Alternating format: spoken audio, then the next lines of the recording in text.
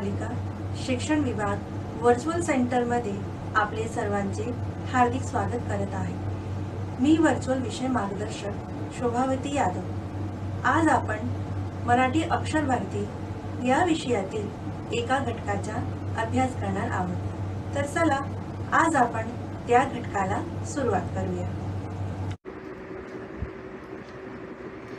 मुलांनो, पहिल्यांदा आपण शॉल या धड्याचे लेखक राग जाधव यांच्याबाबत थोडीशी माहिती बघूया.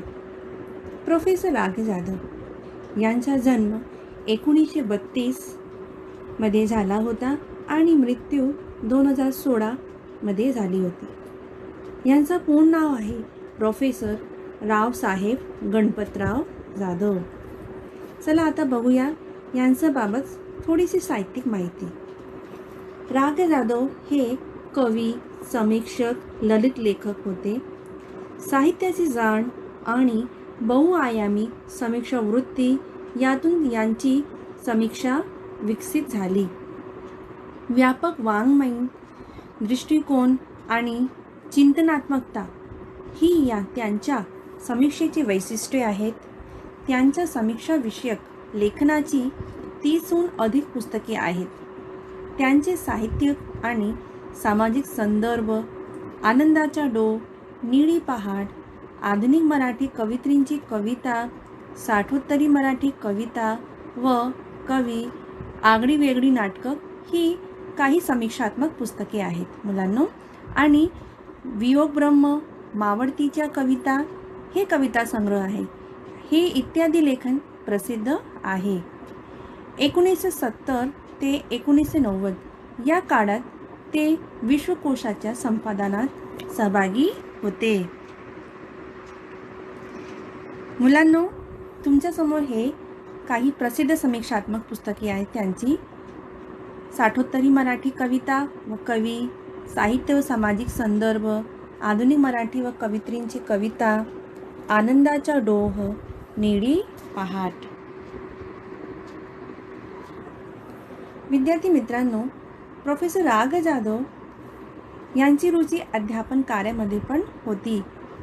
यांनी पुणे विद्यापीठातून MA पदवी संपादन केल्यानंतर यांनी मुंबई येथील एल्फिन्स्टन कॉलेज, अमरावती येथील विदर्भ महाविद्यालय आणि औरंगाबाद येथील मिलिंद महाविद्यालय येथे 11 वर्षे मराठी विषयाचे अध्यापन केले.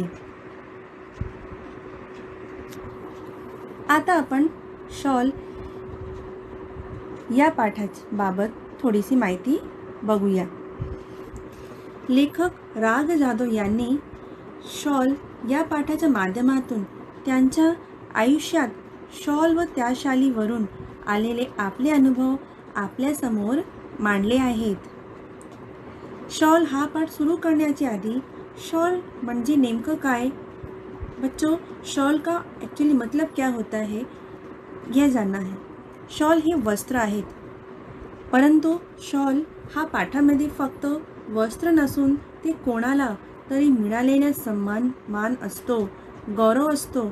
जैसे आप किसी कार्यक्रम में जाते हो ना बच्चों, तर तिकडे लोकांना शॉल व श्रीफळ म्हणजे नारण देऊन सन्मानित केलं जातो. तिकडे शॉल लोकांना दिलेला एक फेलिसिटेशन म्हणजे एक गौरव असतो. शब्दसं बघितलं तर शॉल एक खांद्यावर पांघरण्यासाठी वस्त्र आहे. ते एक सन्मानचिन्ह आहे. मुलांनो, लेखकांना मिळालेल्या शालींचा विनियोग म्हणजे वापर त्यांनी कसा केला आहे व त्यातून त्यांना कोणते अनुभव आले त्याची उद्बोधक माहिती या पाठात दिली है. मतलब जब लेखक को सभा और सम्मेलन में शॉल दी जाती थी तो उन्होंने उसका उपयोग किस प्रकार किया और उनको उस बीच कौन से अनुभव आए उसकी माहिती जो है इस पाठ में दी गई है. तसेच वस्तूंचा संदर्भातील आठवडीचे मोल महत्त्वाचे असते. कोणत्या निर्जीव वस्तूशी निगडीत असलेले संदर्भ मानवी भावना तरल ठेवतात. मुलांनो, जी आपली आवडीची वस्तू असते तिची जी आठवण असते त्याचा मोल आपल्या ज्या जीवनात खूप महत्त्वाचे असते. म्हणून जी मानवी भावना आहे ते तरल ठेवतात. ती कोणती आठवण? जी आपली आवडीची वस्तू असते, आपली जी जीवनात तिची आठवण असते, त्याच्या संबंधित जे संदर्भ असते, तिची मानवी भावना तरल ठेवतात. आणि जी वस्तूशी निगडीत कोणती आठवण असो अथवा प्रसंग असो, त्याचे मानवी संदर्भ सर्वथाने महत्त्वाचे ठरतात. म्हणून मुलांनो, आपली जी आठवणी असते, आपली जी आवडीची वस्तू असते, त्याची जी आठवणी असते, त्याच्या आपल्या जीवनात खूप महत्त्व असते. हेच सांगण्याचा प्रयत्न प्रोफेसर राग जाधव यांनी या पाठाच्या माध्यमातून केलेलं आहे. तर चला बघूया, लेखकांनी शाळेवरून कोणकोणते अनुभव आपल्यासमोर मांडलेले आहेत. एकदा मी पु ल देशपांडे यांच्याकडे काही निमित्ताने गेले होतो. मुलांनो, लेखक काय म्हणते इथे की एकदा म्हणजे काय की एक बार जो हे लेखक पु ल देशपांडे हे महान नाटककार लेखक होते, त्यांच्या घरी गेले होते काही निमित्ताने. कुछ कारण से उनके घर पे गए थे. आणि काम झाल्यावर मी निघण्याच्या बेतात होतो. तेवढ्यात सुनीताबाईंनी मला थांबवले व विचारले, तुम्हाला शॉल दिली तर चालेल काय? तर जेव्हा लेखकाचं काम झालं आणि लेखक निघण्याच्या बेतात होतो, निघण्याची तैयारीत होतो, मतलब लेखक निकलने की तैयारी में था बच्चों, तेवढ्यात तभी उसी वक्त सुनीताबाईंनी, मतलब पु ल देशपांडे इनकी जो पत्नी है, उन्होंने लेखक को रोका और कहा कि और पूछा कि आपको शॉल देंगे तो चलेगा क्या? तुम्हाला शॉल दिली तर चालेल काय? मी एका पायावर हो म्हटले. पु ल व सुनीताबाईंनी मला शाल द्यावी हा मला मोठा गौरव वाटला. लेखक ने सुनीताबाई की ये वाक्य सुन के उन्होंने एक ही झटके में कहा हो, मतलब कि सुनीताबाई और पु ल देशपांडे वो उनको शॉल देते, यह उनके लिए सबसे बड़ा गौरव का क्षण था. बहुत ही उनके लिए आनंद वाला क्षण था बच्चों. त्यांना लेखकाला खूपच गौरव आणि अभिमान वाटला, आनंद वाटला की लेखक पु ल देशपांडे आणि सुनीताबाई यांची पत्नी लेखक राग जाधव यांना शॉल द्यावी हा लेखकाला खूपच गौरव वाटला. शॉल मिळाल्यानंतर लेखकाने काय केलं मुलांनो? ती शॉल मी माझ्या खोलीतल्या सुटकेसमध्ये ठेवून दिली, वापरली मात्र कधीच नहीं. बच्चों, लेखक को जो शॉल मिली थी, जो पु ल देशपांडे और सुनीताबाई ने दी थी उनको गौरव के स्वरूप में, लेखक ने उस शॉल को क्या किया? त्या शॉलला खोलीतल्या सुटकेसमध्ये ठेवून दिली. सुटकेस में उन्होंने रख दिया, वापरली मात्र कधीच नहीं और उसे कभी भी इस्तेमाल नहीं किया.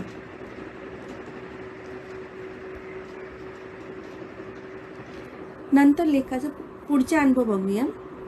पुढे वाईला विश्वकोशाचा अध्यक्ष म्हणून मी गेलो. मुलांनो, वाई ही एक सातारा जिल्ह्यामध्ये, तुमच्या समोर एक मानचित्र स्क्रीन आहे. त्या सातारा जिल्ह्याचं मानचित्र आहे. सातारा जिल्ह्यामध्ये वाई एक ठिकाण आहे. तिथे लेखक विश्वकोशाचा अध्यक्ष म्हणून गेले होतो. विश्वकोश म्हणजे काय? सर्व विषयांचे सखोल देणारा ज्ञानकोश. मतलब क्या बच्चों? जिसके अंदर जैसे डिक्शनरी में शब्दों का अर्थ दिया होता है ना, सेम उसी प्रकार विश्वकोश में जो है अलग अलग विषयों, बहुत सारे विषयों का सखोल ज्ञान, मतलब गहरा ज्ञान उसके अंदर दिया रहता है. इसमें विश्वकोश में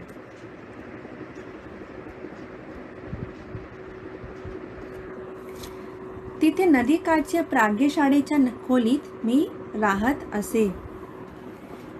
विद्यार्थी मित्रांनो, जेव्हा लेखक राग जाधव वाईला विश्वकोशाचा अध्यक्ष म्हणून गेले होतो, तो वहाँ पे प्राज्ञशाला थी. उस प्राज्ञ पाठशाला में लेखक एक खोली के अंदर रहते थे और वो जो प्राज्ञशाला थी वो नदी काठ के मतलब नदी के किनारे थी. वो प्राज्ञ पाठशाळा. आप स्क्रीन पर तुम्ही बघू शकतात की प्राज्ञ पाठशाळा आहे नदी काठच्या नदी के किनारे. खोलीच्या दक्षिणेकडील खिडक्या कृष्णा नदीच्या चिंचोड्या प्रवाहावर होत्या. खोलीच्या दक्षिणेकडील मतलब ज्या खोलीमध्ये लेखक राहत होता त्या खोलीच्या दक्षिणेकडील मतलब उस खोली के दक्षिण छोर पे जो खिड़की थी वहाँ पे कृष्णा नदी चिंचोड्या प्रवाहावर वाहत होती. थंडीच्या दिवसात एक बाई माझ्या खिडकी खालील घाटाच्या छोट्या तटावर तिचे छोटे मूल एका टोपलीत ठेवून मासे पकडण्याच्या उद्योगात होती. एक दिवस काय घडलं की थंडीचा दिवस होता तर एक बाई थी. वह जो है लेखक जहाँ जिस खोली में रहते थे बच्चों त्या खिड़कीच्या खालील उस खिड़की के नीचे उस घाट के पास छोटे से तट पर जो है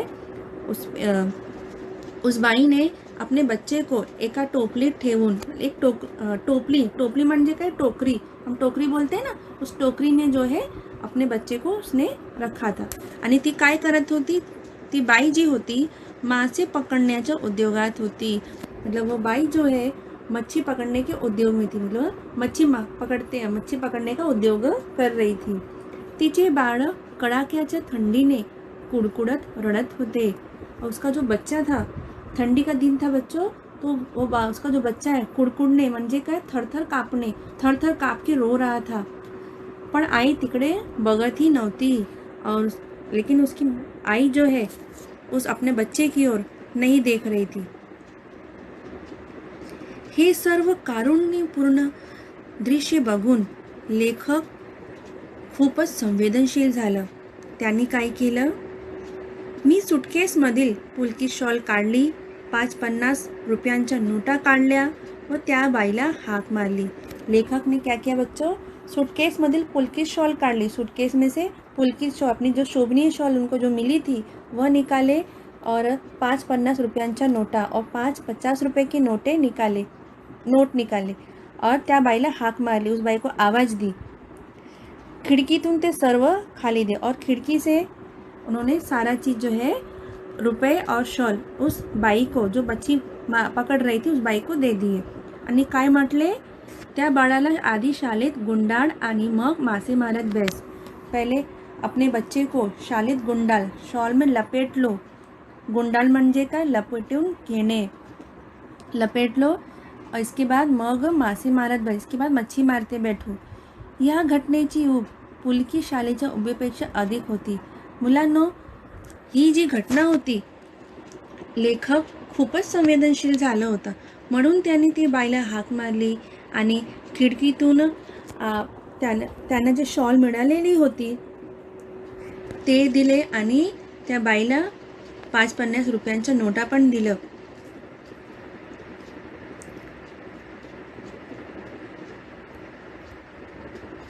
नंतर बघूया.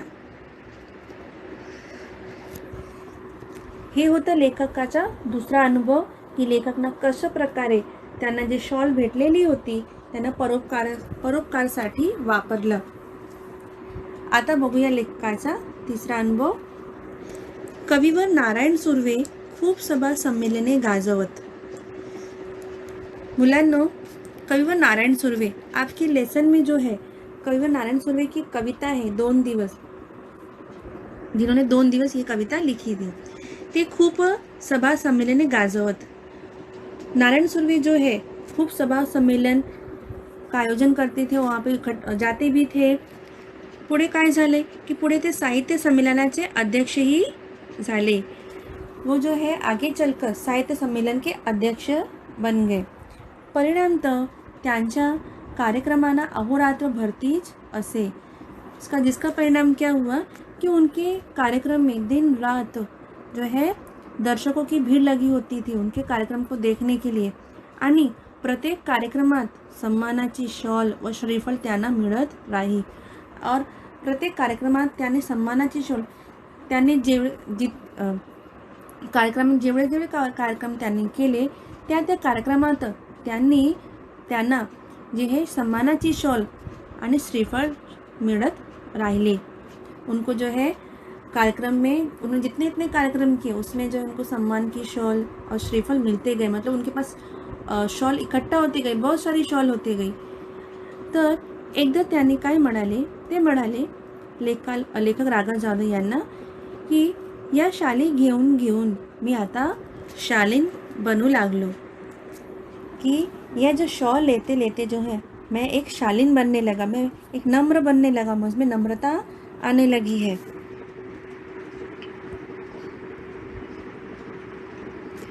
त्यांच्या बोलण्यातील उपरोधिक खोज माझ्याच नव्हे तर कोणाच्याही सहजपणे लक्षात येणारी होती. कविवर नारायण सुर्वेने जे वाक्य सांगितलं होतं कि शाल घेऊन घेऊन मैं शालीन बनू लागलो, तो उनके जो वाक्य में था उपरोधिक खोज थी, मतलब उन्होंने व्यंग्यार्थ करके कहा था ये वाक्य, जो किसी को भी सहजता से ध्यान में आ जाती, लक्ष्य में आ जाती. शॉल व शालीनता याचा संबंध काय? तर मुलांनो, लेखक राग जाधव यांनी एक प्रश्न विचारले आहे तिथे, शॉल व शालीनता यांचा संबंध काय? तर शॉल मुलांना ही एक सन्मान चिन्ह आहे आणि शालीनता हा एक सज्जन माणसाचा स्वभावधर्म आहे. खरे तर खरी शालीनता शालीविनाची शोभते. देखा जाए बच्चों तो सचमुच की जो शालीनता होती है, खरी मतलब सचमुच की, शालीनता मतलब नम्रता, जो शालीनता होती है शाली बिनाचे शोभते, शॉल की बिना भी सुंदर लगती है, शोभनीय होती है. सुरवी मुळातच शालीन, आणि सुरवी जी होती ती सुरुवातीपासूनच मुलांनो ते शालीन होते, ते विनम्र स्वभावाचे होते. म्हणून शालीनच्या वर्षावाखाली त्यांची शालीनता कधीही हरवली नाही, कधीही छीड झाली नहीं. इसलिए बच्चों इतने सालों साल उनको शॉल मिलते गए नारायण सुर्वे जी को, लेकिन कभी भी उनकी जो विनम्रता थी उनमें किसी प्रकार का घमंड नहीं आया, हमेशा वो विनम्र स्वभाव के ही रहे. क्योंकि सुर्वे मुळातच शालीन, क्योंकि वो शुरुआत से ही एक विनम्र स्वभाव के कवि थे, व्यक्ति थे. नंतर बघूया प्रोफेसर राग जाधव जेव्हा कविवर नारायण सुर्वे यांनी सांगितलं की मी शॉल घेऊन घेऊन शालीन बनू लागलो, तेव्हा राग जाधव यांनी काय म्हणाले की जर शालीमुळे शालीनता येत असेल तर मी कर्जबाजारी होईन, विकेला लागेन, पण शेकडो शाली खरेदी करून सर्वांना एक एक शॉल लगेचच नेऊन देईन. राग जाधव क्या बोलते हैं कि शालीमुळे शालीनता येत असेल, अगर शॉल से ही शालीनता आती है, येत असेल, विनम्रता आती है, तर मैं कर्जबाजारी हूँ, तो मैं उधार ले लूँगा, भीखेला लागेन, मैं उधार लेके भीख मांग के सबको जो शेकडो शाल लेकिन ज़रूर खरीद के सबको एक एक शॉल ज़रूर दूंगा, जेणेकरून सर्वांमध्ये शालीनता येईल, जिसके कारण जो है सभी में शालीनता आ जाएगी. हे म्हणायचं त्यांनी प्रयत्न इथे केलेला आहे.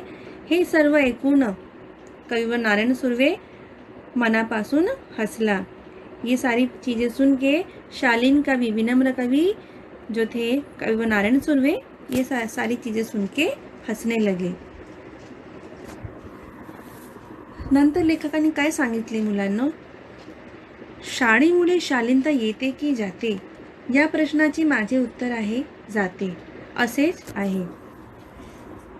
लेखक बोलते कि शॉल से शालीनता आती है कि जाती है, मतलब शॉल से विनम्रता अपने अंदर आती है कि जाती है. तो इस प्रश्न का उत्तर लेखक ने क्या दिया है, जाती है. सम्मान करण्याच्या रूपाने आपण खरेखर ते एक शालीन जग गमावून बसण्याचा धोकाच मोठा आहे. मुलांनो, शाळेमुळे शालीनता येते की जाते, या प्रश्नांचे उत्तर लेखकाने इथे काय दिले आहे की जाते. कारण शॉल एक सन्मान चिन्हाच्या स्वरूपाने सन्मानित लोकांना दिले जाते आणि जी व्यक्ती मूलतः शालीन किंवा सालस असते, म्हणजे सज्जन असते, तिला शॉल अधिक शोभा देते. आणि किंबहुना शालीन माणसाला शालीची गरजही नसते, त्याच्या शालीनता हा स्वभावच सन्मान देणारा ठरतो. याच्या उलट जे दुर्जन माणूस असतो त्याला शालीन कितीही नटवले तरी त्याच्यात शालीनता येणे कठीण आहे. कर्तबगार व्यक्तीचा शॉल व श्रीफळ देऊन असा माणसाचे व्यक्तिमत्व हे अधिक ठणकपणे उठ के दिखता है, ठणकपणे उठून दिसते. ते समाजाला प्रेरणादायी ठरावे म्हणून शॉल देऊन अशा व्यक्तिमत्वाचा सत्कार करणे उचित ठरते. मुलांनो, लेखाला हेच इथे म्हणायचे होते की म्हणायचे होते की शालीन व्यक्ती जी असते त्याला शॉलची गरज नसते. तर असं सज्जन माणसांना आपण शॉल देऊन तिचा सन्मान करायचा, जेणेकरून असे व्यक्ती समाजाला प्रेरणादायी ठरते. म्हणून शॉल देऊन अशा व्यक्तिमत्वाचा सत्कार करणे उचित ठरते.